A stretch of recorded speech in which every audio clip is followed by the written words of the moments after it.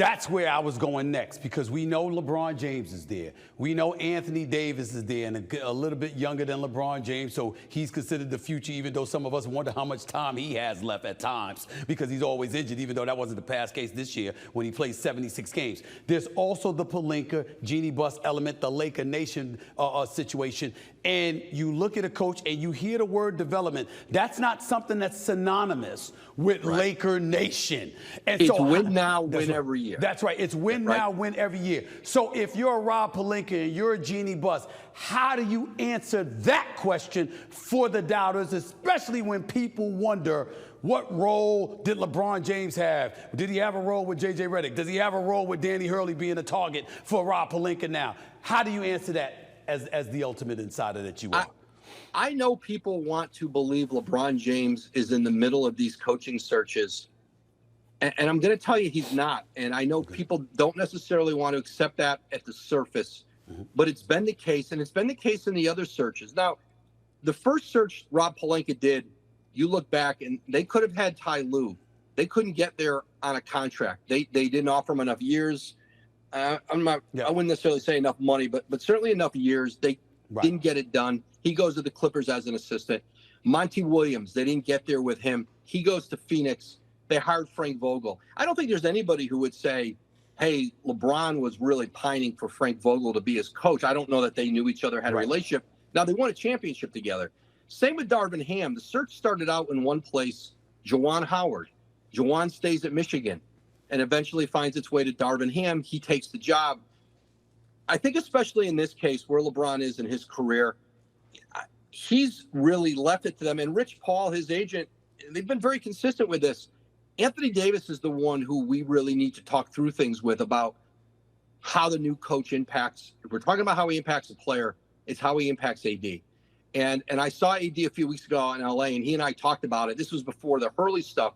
But just theoretically, Anthony Davis would like to have, and the team wants to have, the organization wants to have him on the same page with the new coach. Like, he wants to know, what's it going to look like? What are the actions that your system can put me in? And I think they're excited about Hurley potentially would be bringing, I think, a really sophisticated college system. I've talked to a few NBA head coaches who, as they're preparing for the draft, are watching a lot of UConn tape because they're watching Klingon and Castle. Right.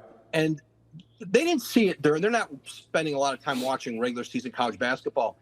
They are really taken with the kind of actions Dan Hurley's running, how innovative it is. And more than one of them have said to me, this would really translate to the NBA. It's not common that you see NBA coaches looking to take some things from a college system, but that's gone on here the last couple of years.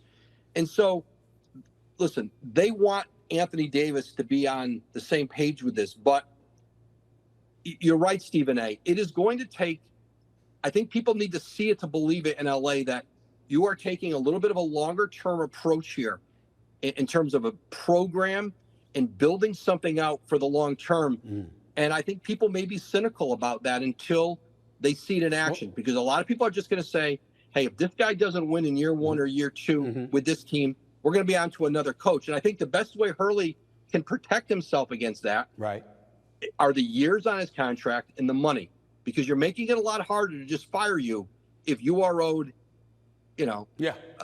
50, 60 million. Name the number. That's Name right. the number. Right? Listen, you brought up the word cynical. A couple of questions more on this subject, and that's it. Bronny James, projections, he could be a second-round pick, the son of LeBron James. The Lakers have the 55th pick in the draft. Danny Hurley is known as a guy that knows how to develop talent, which is what people are speculating has LeBron James so excited, etc. What level of credence do you give to that? A lot. Because if you're the Lakers right now, I don't know that you can say to LeBron James, hey, I guarantee you by the end of the draft and free agency and the building of the offseason roster, that we have a team that's a championship favorite. Now, we know how loaded the West is. We don't have to list all the teams. We know Memphis is, we keep forgetting about Memphis. You're going to have John Morant back and Jaren Jackson Jr. This really talented team back in that Western mix. We don't have to go through all the names in the West. it is hard to just say, hey, LeBron, we're sure we have a championship team next year. You're going to try to put the best roster you can together. But what you can say to him is, it has been a dream of yours and an ambition of you and presumably Bronny to have a chance to play together. And what better situation if we take Bronny at number 55 and we have Dan Hurley and his development system in place to give Bronny the best chance he can to develop into an NBA player. And, you know, part of what you do when you're an organization like the Lakers, and if people say, hey, this is, you know, special treatment, this isn't, well, yeah, no kidding. Yeah. There's special treatment all over the NBA. And I will say this, I saw Bronny James a year ago before the heart episode that he went through last summer that curtailed his freshman season. Stephen A., he was at I saw him in Portland, Oregon at the Nike Hoop Summit where you practice all week with the best American players. They play the best international players. He belonged there. He fit. He was outstanding in the practice sessions. Go back and watch the game. He held his own and did really well with all the best players in his class. Woj, I've never seen Bronny James play. And I'd avoided it on purpose because I had so many critics of LeBron James looking to take aim at him that I thought it was so unfair I didn't want to watch him until I absolutely had to. And then he had the heart ailment at USC. So I said it's really unfair to judge him at this particular moment in time. So I really, really appreciate that intel. But I guess what I'm wondering about, if this guy ends up in LA with his dad, well, first of all, it shouldn't be any problem for LeBron James to commit to a 3-year deal after that. It should be no problem whatsoever, okay? But you often wonder about the level of scrutiny. So this is not an insider question per se. I'm asking you as somebody that's covered the NBA for decades, that talks to so many players and coaches and executives, that knows this league inside and out. What do you think that's going to be like for LeBron and Bronny if they're together in Los Angeles? I'm just talking about in terms of the cynicism. That's what I'm asking you about. Listen, this is a results league, and it's a results-driven profession. You're going to have to show value, but you're not asking Bronny James to come in to the league or to the Lakers and be a rotation player. He's like almost any other 19-year-old, 20-year-old player who's a one-and-done. He's going to spend a lot of time in the G League. Their G League team is right there, same facility, the South Bay Lakers. And so, like, you could see a world where, let's say the Lakers draft him and he goes through preseason and, you know, opening week, LeBron and Bronny play their 1 or 2 games together. And then, you know, he comes in and it's, you know, there's obviously gonna be a lot of attention and it'll be an incredible moment. But then he's probably back off to the G League, and that's where he's gonna play and develop. And now listen, who knows? Maybe he moves along quicker and he can be on an NBA rotation. I don't know that that's what it's going to be. But typically, if you are being drafted in the 50s or the 40s in the NBA, you're starting, your fight is through the G League and getting to the NBA. Your time may not be till you're 23, 24 years old. Like, we can show you a lot of examples of those guys. But where he is and where he was, I would say, a year ago coming out of high school, he was on par with a lot of other guys who you saw as, you know, potential role players in the league. It's not, this is not outlandish. And anyone who shapes it that way, I think is not being fair. He was away from the game for 5 months. And I'm sure there's, like, not just the physical coming back, but the mental coming back from what he went through. That takes some time. So, again, I do think, though, so if you're the Lakers, maybe you can't say to LeBron, we are just positive we have a championship team around you. That's not easy to do. But this is something we can do for you. And Dan Hurley helps us maximize that situation. So I do think this is a significant factor in Hurley's candidacy. Very last question on this subject. Mike Wilbon, our colleague on NBA Countdown, expressed some reservation because you're a college coach coming to the NBA. Pelinka's there. What level of real decision-making power is Danny Hurley going to have, particularly working in concert with Rob Pelinka, if indeed he takes the Lakers job? How do you answer that question for us? Yeah, Rob Pelinka is still going to be the decision maker, but the fact that he would be committing to Hurley, committing the years and the money, You're saying is, I've got to make this work. How do I make this work? I've got to find players who fit this coach.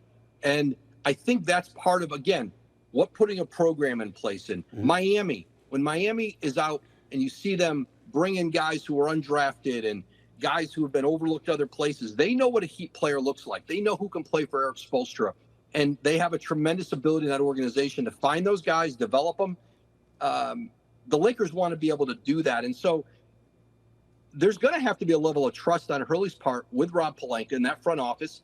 The head coach isn't out there evaluating and scouting, and he may have some understanding in the next couple drafts of a lot of these young players because he's seen a lot of them. But you're ultimately leaving it to your organization. So you do have to be, and that's why you have to be going into this job, be really talking about who are the kinds of players and this kind of style we want to play and the skill sets that are important.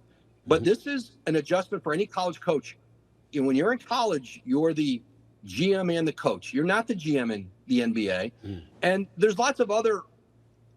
Hurley's going to have to adapt in a lot of ways. How he deals with officials, how he deals with fans, how he deals with players. You have to understand when you're going to the NBA, and the guys who've done it well, Billy Donovan, Brad Stevens, Quinn Snyder, I think all of those guys understand. In college, the head coach may be the star. The players are the stars in the NBA. I think John Calipari, Rick Pitino, they had a harder time accepting that they weren't the star, and players aren't going to respond to that. But I think the head coach can be the driver of the culture, the environment. And I think one of Dan Hurley's great gifts, and I think he got it from his father, and he watched his dad as a high school coach for a very long time. He could coach his players very hard. But part of why he could was they knew he cared. They knew he was going to be there in their lives. The relationship's different in the NBA. It's going to be more transactional than it is a high school coach or a college coach. But if you are authentic, in my experience, if you are authentic and you're not trying to be anybody else, it doesn't matter if you were an ex-player or a non-player, if you're a man or a woman, or if you're black or white, players will respect that you are prepared, that you can get them better, you can help them win, you can help them get another contract. They don't care what you look like or sound like. If you can help them do that, I think Hurley fits that criteria. You know what? But he will have to adapt. He will have to adjust. He said to me one time in the past, we weren't talking about the Lakers job, we were talking about the NBA though. He said, I understand that I don't talk to my son at 21 years old the same way I did when he was 10 years old. I would understand that about the NBA, but there's going to be some trial and error with that too. You've leaned on your extensive experience. I want to get a bit personal here. I've known you for years. You've been covering the NBA for a long time. But one of the greatest honors of my career are the people that I've been blessed to work with. You are one of those people. You are the best in the business, my man. And it's such an honor to work with you on NBA Countdown and work with you at ESPN all the time. I want you to remind my audience of how long you've been covering this league and what you've been doing, where you worked at before you got to ESPN, how long you've been doing what you've been doing for ESPN. Talk to us. Well, first of all, that means a lot, Stephen A. You know how I feel about you. I've been at full-time on the NBA when I went to Yahoo. I was at the Bergen Record. I was in northern New Jersey. I was a suburban newspaper columnist. I went to Yahoo in 2006, and I did the NBA there for 10 years, and now I'm on my, seventh year at ESPN. But, listen, we go back to when I started covering the NBA when, Byron Scott and Jason Kidd were with the Nets, and Rod Thorne, Jeff Van Gundy was the Knicks coach, and those were fun times to cover New York sports teams. And I saw the John Calipari arrival in New Jersey, and you saw the missteps of somebody. John in his second year got to the playoffs, and he did an outstanding job. They got swept by the Bulls, and I think Jordan's last stand, and I think back when it was best of 5. And then in his third year, he had a bunch of injuries. He had alienated everybody in the front office. And so the minute he struggled, he was going to get fired because he hadn't built any relationships. John didn't adapt to the NBA, and I think Dan Hurley potentially would learn from some of the mistakes of those before him. But again, I'm not going to sit here and say, hey, this is easy and seamless. But he's as good of a basketball coach as I think there is out there right now.